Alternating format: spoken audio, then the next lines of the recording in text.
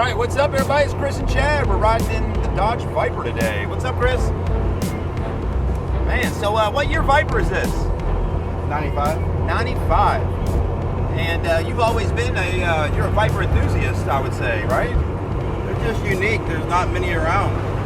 Yeah. You know, we always have Corvettes. I own several. You know, but I remember reading somewhere in 2014 a publication. Whoa. That's pretty awesome, isn't it? That's loud. So that's a Mopar thing. Those are all tire marks right here. Holy macaronis! Yeah, Wow. he was lighting them up good. No, in 2014, Viper production at that point was only about 27,000 cars. From 92 until 14, and they made a 14. Right. There's a few years they didn't make them. But anyways, in 2014 alone, they made about 40,000 Corvettes. 40,000 Corvettes. Yeah. In 2014 alone. Right. So there's not many out there. I mean, they're not. Yeah. They're enough to be a collectible car. But it's not like it's a super low production car, you know, like a Bugatti or something. Yeah. But they're just good, fun American sports cars. Definitely, yeah. And kind of this area we're in right now, what you might have heard a second ago was it looked like a Dodge Charger, like Look at that Charger Hellcat. Scat Pack or something. Yeah. It just came out. The tuner shop. There's a guy right here. So there's a dream car. What's up, dude? Yeah. So. That's nice too, man. Yeah. You heard that Hellcat a minute ago? Yeah, it was loud. Yeah, what I like about this part of Charleston right here, and this little section of Rivers. Everybody's around here. Yeah, all your really real deal car guys. Ah, nice. Yeah, the Viper's got some get up to it now for sure. It's got a slight tune on it. Nothing crazy as far as aftermarket parts. Nothing. It's all stock. Yeah. Just a slight tweak. It actually gets okay gas mileage. Yeah. You know, you don't goose it, but this is how I drive it. The windows are in the back. The roof is in the buildings in the shop somewhere. Yeah. Have you ever seen the roof on this car? I never have. You know. Or my old Vet, the T-tops. They're in the garage. They're in the shed somewhere. There we go. I got in the car a minute ago, folks, and I said he's looking at some buttons. I was like, oh, I ain't got the AC on. There ain't no point for that. Right. 5 minutes later. Hell, there was even a TV show for, I think it was 2 seasons, called Viper. Really? Yeah. It was full of, it was this car transformed into something called the Defender. Yeah. And then the second or third year, maybe only the second year, whatever it was, then it was the 96 GTS car in blue with no stripes on it. It also changes, it also transformed into the Defender. And it had all kind of little, it was like nanotechnology where the body would change. Right. In fact, if you look up Meekum Viper Defender, it actually went across the auction block a few years ago for like $260. It was just the shell of a Viper. It was, I think it was a Corvette or something, but the shell of the Viper looking car, of the Viper Defender. Right. And it's powered by a V8. But it was a neat little show, full of Dodge Stratuses, Dodge Intrepids, Dodge Caravans.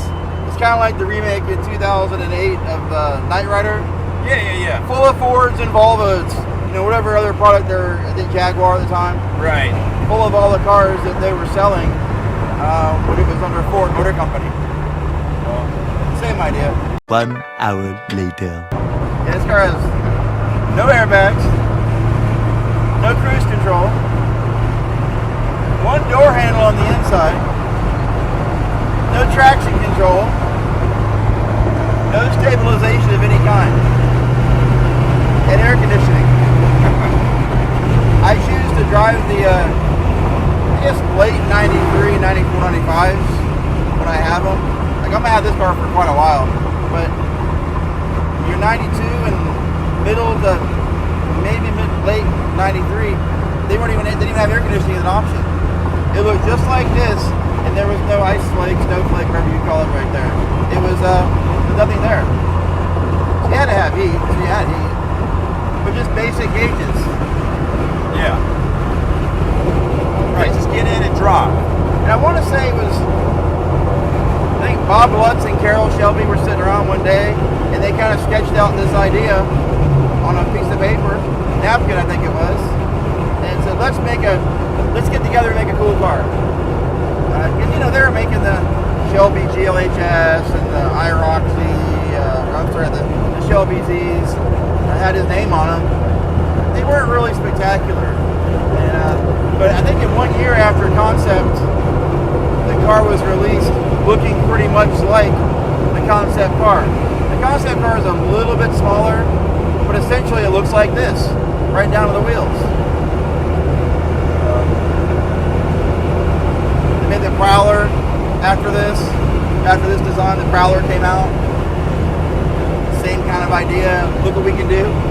Now they're kicking ass out there with the Chargers, the Challengers, you know, SRT this, Hemi that. Right. You know, Red Eyes, Demons. You know, now everybody's kind of playing a little bit of catch up, making some neat cars as well that are really affordable.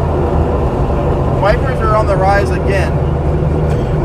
I actually paid $6 or $7 grand more than I sold my last one for. It had like 7,000 or 8,000 more miles than this car. This car's got now 14,000. I bought it around 11, I think it was. But everything's, you know, since COVID, people got released to go do stuff. You know, they can get out. You know, the used car market's gotten crazy. People are paying up for collector cars. The collector car market's doing very well. Yeah. You know, it's fun. It's what we do anyways. Before COVID, this is what we do all the time. Yeah. We always have neat cars. It makes it fun for me to go to work every day. You know, that and seeing fine folks like you and doing videos occasionally. Well, look, we're doing about 70 miles an hour. They're like 1,400 RPM.